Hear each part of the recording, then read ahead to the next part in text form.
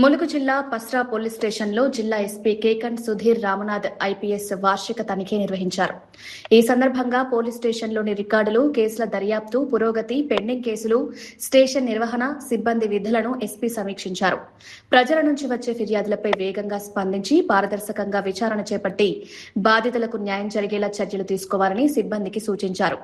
శాంతి భద్రతల పరిరక్షణతో పాటు నేరాల నియంత్రణకు పటిష్ట చర్యలు చేపట్టాలని ఆదేశించారు. గంజాయి, ఇతర అక్రమ కార్యకలాపాలపై నిఘా పెంచాలని, రోడ్డు ప్రమాదాల నివారణకు ట్రాఫిక్ నిబంధనలపై ప్రజలకు అవగాహన కల్పించాలని చెప్పారు.